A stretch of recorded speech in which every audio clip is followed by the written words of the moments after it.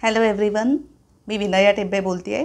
Me MA with English literature B.Ed Mumbai युनिव्हर्सिटीतून केलेलं आहे आणि diploma in counselling SNDT university Mumbai इथून केला आहे. आणि आज मी तुम्हाला इंग्लिश सहजपणे बोलता येण्यासाठी महत्त्वाच्या 3 गोष्टी कुठच्या ते सांगणार आहे. सगळ्यात महत्त्वाची पहिली गोष्ट आहे व्होकॅब्युलरी. व्होकॅब्युलरी म्हणजेच शब्दसंपदा, शब्दसंग्रह. दुसरी गोष्ट आहे ग्रामर म्हणजे व्याकरण. पण त्या व्याकरणात नक्की काय करायचं आहे, काय महत्त्वाचं आहे की जे बोलायला उपयोगी पडेल ते सविस्तरपणे सांगतेच नंतर. आणि तिसरी गोष्ट आहे सगळ्यात महत्त्वाची की तुम्ही स्वतः इंग्लिश बोलायला हवं. नुसतं मी बोलणार आहे असं म्हणून नाही भागणार, प्रत्यक्ष बोलायचं आहे इंग्लिशमध्ये. ह्या 3 महत्त्वाच्या गोष्टी आता आपण डिटेलमध्ये बघूया. The first one I have told की तुमचं इंग्लिश व्होकॅब्युलरी म्हणजेच शब्दसंपदा अतिशय चांगली असायला हवी. दर वेळेला ती आपली वाढेल कशी ह्याकडे मुद्दामून लक्ष द्यायला हवं. कमीत कमी 2 ते 5 शब्द नवे रोज तुम्ही शिकायला हवेत. आता 2 शब्द किंवा 5 शब्द तुमच्या वेळेनुसार, 2 तर कमीत कमी 2 तरी शिका रोजच्या रोज. शिका म्हणायचं आहे याचा अर्थ मला असा म्हणायचा आहे की ते शब्द वाक्यात कसे वापरायचे, म्हणजे त्या शब्दाचा अर्थ तर माहिती असायलाच हवा, पण त्याचबरोबर तो शब्द वाक्यात कसा वापरायचा आहे हे समजायला हवं. ते खूप महत्त्वाचं असतं, कारण वाक्यात शब्द वापरता यायला हवा. अशा पद्धतीने ते शिकायचे, व्यवस्थितपणे मनापासून सिरियसली शिकायचे. नुसतेच 2 वाचले, आज मी 2 वाचले, 2-4 वेळा म्हटले, झालं माझं, शिकून झालं, अशा पद्धतीने नाही. परत परत परत परत मनात मनन करायला हवं त्या शब्दांचं की ते लक्षात राहतील. असे रोज 2 कमीत कमी नवे शब्द, 5 शिकलात तर फारच उत्तम, कमीत कमी 2 तरी शिका तुमच्या वेळेनुसार. रोज करायला हवं. रोज करणं खूप महत्त्वाचं आहे. दुसरी गोष्ट महत्त्वाची मी तुम्हाला सांगितली ती म्हणजे ग्रामर म्हणजेच व्याकरण. आता व्याकरणाच्या बाबतीत सगळ्यात महत्त्वाची गोष्ट म्हणजे 12 काळ. इंग्लिशमध्ये एकूण 12 काळ आहेत.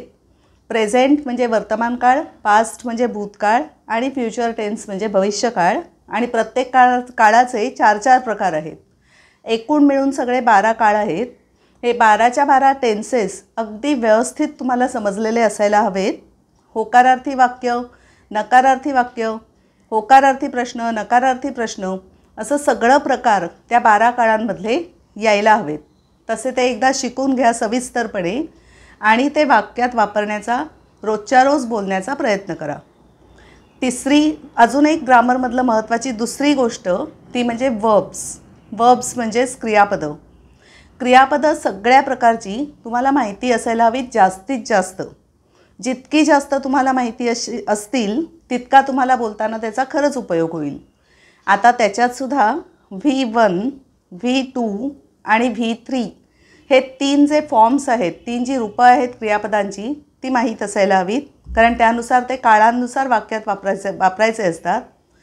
त्याचप्रमाणे ॲक्शन वर्ब्स म्हणजे ॲक्च्युअल आपण क्रिया करतो ते, आणि ऑक्झिलियरी वर्ब्स म्हणजे सहाय्यकारी क्रियापदं. फॉर एक्झाम्पल कॅन असेल, मे असेल, शूड असेल, अशी कशी वापरायची वाक्यात हे समजायला हवं आणि त्याची प्रॅक्टिस करायला हवी ऑफकोर्स. आणि अजून एक गोष्ट म्हणजे गोईंग टू ही एक वेगळी कन्स्ट्रक्शन आहे. यूज टू अजून एक कन्स्ट्रक्शन आहे. लेट, LET ने सुरुवात होणारी वाक्य. असे एक 4-5 प्रकारची जी वेगळी कन्स्ट्रक्शन्स आहेत जी 12 काळांमध्ये नाही आहेत, पण बोलताना आपण सर्रास वापरतो ती इंग्लिशमधून बोलताना, ही सगळी माहीत असायला हवीत. एवढं जरी तुम्ही ग्रामरमधलं केलं तरी पुरेसं आहे. अख्खच्या अख्खं 100% ग्रामर मला यायला हवं आहे इंग्लिश बोलण्यासाठी असं गरजेचं नाही आहे. हे बेसिक आहे. टेन्सेस, वर्ब्स म्हणजे क्रियापदं आणि 2-3 वेगळ्या प्रकारची सेंटेन्स कन्स्ट्रक्शन्स म्हणजे वाक्यरचना. Going to, use to, LET इत्यादी 3-4च प्रकारची जरी आली तरी पुष्कळ आहे सुरुवातीला. इनिशियली हे पुष्कळ आहे. इनिशियली म्हणजे सुरुवात बोलायला करताना हे पुष्कळ आहे. एवढं आलं तरी तुम्हाला बोलायला खूप सोपं जाईल. ह्या झाल्या 2 गोष्टी, शब्दसंपदा झाली आणि व्याकरण झालं. आणि अतिशय महत्त्वाची, तेवढीच महत्त्वाची तिसरी गोष्ट आहे ती म्हणजे प्रत्यक्ष बोलणं. नुसतं मी अभ्यास करेन, व्याकरण शिकेन, भरपूर शब्दसंग्रह गोळा करेन, पण मी बोलणारच नाही आहे. कार मला शिकायची आहे, फॉर एक्झाम्पल जर मी म्हटलं मला कार शिकायची आहे, 4 व्हीलर, आणि 4 व्हीलर शिकायची आहे हे मी नुसतं म्हणते आहे, ड्रायव्हरजवळ बसते आहे, माझ्या बाजूला शिकवणारा ड्रायव्हर आहे आणि त्याच्या जोडीने मी आपला थोडाफार प्रयत्न करून चालवते आहे. पण जोपर्यंत मी स्वतः चालवत नाही, म्हणजे ड्रायव्हर बाजूला नसतानाही कॉन्फिडन्सने मी चालवत नाही, तोपर्यंत मला कार येणार नाही आहे. ट्रॅफिक असो काहीही असो, मला कार चालवता यायला हवी, त्यासाठी मी चालवायला हवी, ती प्रॅक्टिस हवी त्यासाठी. सेम तेच इंग्लिश भाषेलाही लागू होतं. नुसतं मी बोलणारे 2-4 वाक्य पाठ केली बोलली असं म्हणून नाही भागणारे. रोज कमीत कमी 15 ते 20 मिनटं इंग्लिश भाषेला द्यायची, मनापासून प्रॅक्टिस करायची, परत परत करायची आणि हळूहळू बोलायला लागायचं. आता बोलायचं साधारण प्रश्न सगळ्यांचा, आमच्याशी बोलायला कोणी नाही, कोणाशी बोलणार इंग्लिशमधून? काही गरज नाही कोणी असण्याची. तुम्ही स्वतःशी स्वतः सहजपणे बोलू शकता. आपण किती विचार कंटिन्युअसली करत असलो मनातल्या मनात, हे सगळे विचार इंग्लिशमध्ये करण्याचा मनापासून प्रयत्न करा. पहिल्यांदा साधी साधी सोपी सोपी वाक्य घ्या, साधं रचना असलेली, कर्ता आणि क्रियापद आणि कर्म फार तर एवढी छोटी छोटी वाक्य बनवा. हळूहळू सराव करत करत करत करत आपोआप तुम्हाला मोठी वाक्य बनवता येतील स्वतःची स्वतः. आणि नुसती बनवून नाही थांबायचं आहे मनातल्या मनात, ती प्रत्यक्ष मोठ्यांदा बोलायची आहेत. कोणाशीही बोलायला कोणीही नसेल, आपली आपली मोठ्यांदा बोलायची आहेत. रोज एक 10 वाक्य लिहून काढा पहिल्यांदा. हल्ली वाक्य कुठेही मिळतात, तुम्ही कुठेही घेऊ शकता सहजपणे, कुठूनही. फक्त वाक्य बरोबर असलेली घ्या, कुठून तरी बघून घ्या, स्वतःची स्वतः तयार करून. क्वचित चुकीची असली तर तेच रिपीट कराल.